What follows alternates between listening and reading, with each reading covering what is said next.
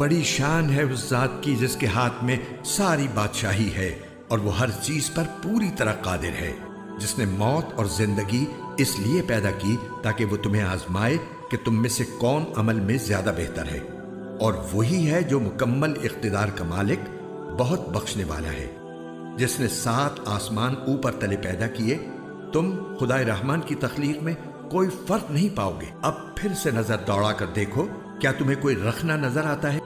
پھر بار بار نظر دوڑاؤ، نتیجہ یہی ہوگا کہ نظر تھک ہار کر نامراد لوٹ آئے گی۔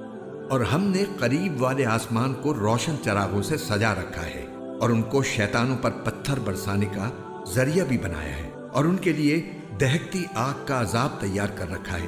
اور جن لوگوں نے اپنے پروردگار سے کفر کا معاملہ کیا ہے ان کے لیے جہنم کا عذاب ہے، اور وہ بہت برا ٹھکانہ ہے۔ جب وہ اس میں ڈالے جائیں گے تو اس کے دھاڑنے کی آواز سنیں گے اور وہ جوش مارتی ہوگی۔